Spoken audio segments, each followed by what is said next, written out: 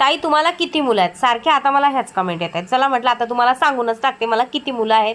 हाय मित्रांनो, तुम्हा सर्वांचं माझ्या यूट्यूब चॅनलवर स्वागत आहे. कशा आहात तुम्ही सर एकदम मजेतच असाल. तर इथे ना स्कूलमधून आल्यानंतर बिट्टूला माझी हेअरस्टाईल जी आहे ती खराब करायची होती. एक तर मी करत नाही कारण की मला माहिती आहे हिला लहानपणापासून मी नीटनेटके केलेले केस अजिबात आवडत नाही. तिला इकडे तिकडे माझे जे केस निघतात ना ते फार आवडतात.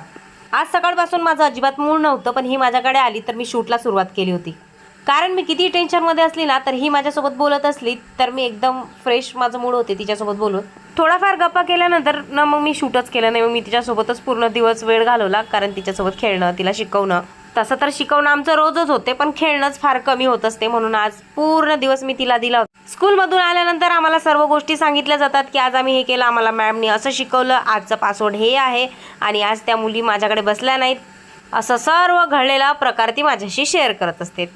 त्यानंतर ना मी दुसऱ्या दिवशी शूट केला. दुसऱ्या दिवशी पण माझी इच्छा होत नव्हती, पण म्हटलं आता तू किती दिवस इच्छा नाही असं करत बसशील, हे तुझं काम आहे ते तुला करावंच लागेल. तर असं करून मी शेवटी तो कॅमेरा ऑन केला आणि सुरुवात केली.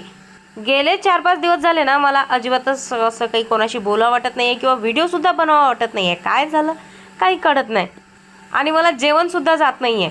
कोणत्या गोष्टीचं मी टेन्शन घेतलं मला तेच कळत नाही आहे. असो तरी ते ना जेवण झाल्यानंतर मी किचन क्लीन करायला घेतलं होतं. जेवण झाल्यानंतरच मी क्लीन करत असते, कारण की जी गॅस ओटा असतो ना, म्हणजे जे गॅस शिगडी असते ती ओली असते, त्यामुळे मी लगेचच गरम गॅस ओटा पुसायला घेत नाही.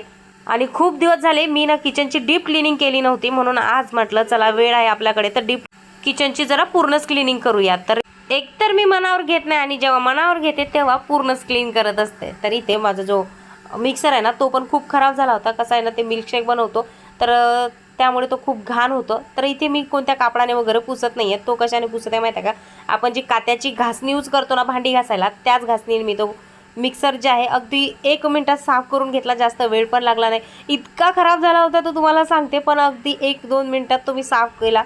जाऊ पण अजून आलेली नव्हती की जेणेकरून मी तिच्यासोबत टाईमपास करेल.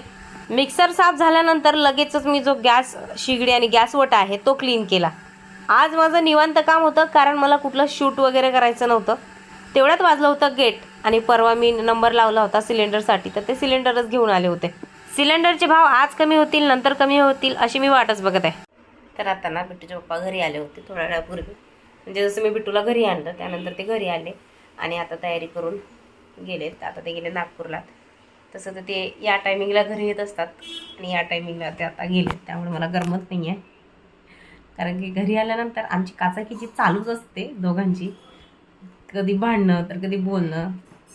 आता ते येणार डायरेक्ट संध्याकाळी, कारण ते गेलेत नागपूरला. ते गेल्यानंतर मी काय करू म्हटलं तर थोडेसे व्हिडिओ वगैरे एडिट केले आणि बस अंग टाकून दिलंय. काय चाललंय ग? मॅगी. स्कूलमधून आल्यानंतर ना तर आम्हाला 1 मिनिट शांत करमत नाही. काही ना काही उठा ठेवा आमचा चालू असलाच पाहिजे. पाण्यासारखं आम्ही तेलसुद्धा सांडवत असतो, आम्हाला काहीच टेन्शन नाही बरं का. तर मॅडम आल्या स्कूलमधून, अजिबात जेवण केलं नाही. ते स्कूलमध्ये थोडंफार खाल्लं असेल. मी खूप वेळ भरवायसाठी तिला जेवण भरवायला थांबली, पण तिने 2-3 घास खाल्ले. जेवण वगैरे भरून मी तिला ट्युशनला सोडून दिलं होतं. आणि मी ट्युशनला यासाठी सोडायला आली होती कारण की म्हटलं एखाद्या भांड्यांसाठी एखादी ताई पण बघूया म्हटलं, पण रोडने मला कोणीच भेटलं नाही. शेवटी घरी आली. खूप तसं तर सासूबाई फार काही बनवत नाही, पण त्यांच्या हातचं हे जे भरण आहे मुरमुऱ्याचं तिखट मीठ टाकून, हे खूप छान होते. काल परवापासून आम्ही त्यांच्या मागे लागलो होते की बनवा आणि आज तर त्यांना सर्वच जण म्हणत होते की बनव म्हणून त्यांनी आज बनवलं.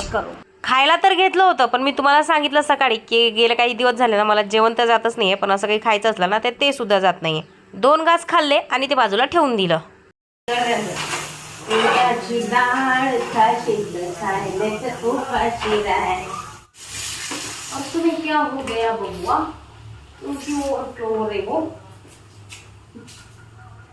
संध्याकाळ झाली की बस एकच टेन्शन, भाजीला काय बनवायचं. आणि रश्श्याचं पण पाहिजे आणि सुक्कं पण पाहिजे. आणि आज मला आला होता कंटाळा, मग मी काय केलं ना कुकरला उडदाची डाळ लावली आणि मग माझी पुढची तयारी सुरू झाली. कांदा, लसूण, टोमॅटो हे साहित्य टाकूनच मी भाजीला फोडणी देत असते.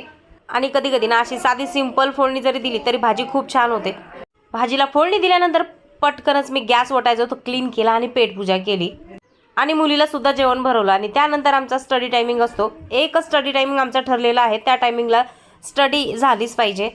इथे ना मी बिट्टूजवळ यासाठी बसते कारण की ती ना थोडीफार चूक करते इकडे तिकडे लिहिण्यात कधी, पण आपण तिच्याकडे बसला आणि तिला व्यवस्थित समजून सांगितलं तरी बरोबर लिहिते.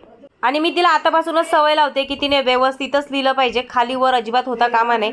कारण की आता ती UKGला आलेली आहे, त्यामुळे ह्या तिला बेसिक गोष्टी मला तरी असं वाटते शिकवल्या पाहिजे. तरी ते ना थोडीफार चुकी झाली ना तर की ती लगेचच खोडते, कारण आता तिला सवय झाली व्यवस्थित लिहायचं. तर आता तिचं इथे चुकलं होतं म्हणून ती खूप हसत होती. असा होता माझा आजचा दिवस. ब्लॉग जर आवडला असेल तर लाईक सबस्क्राईब करायला विसरू नका. भेटूया पुढच्या ब्लॉगमध्ये. तोपर्यंत टाटा बाय बाय.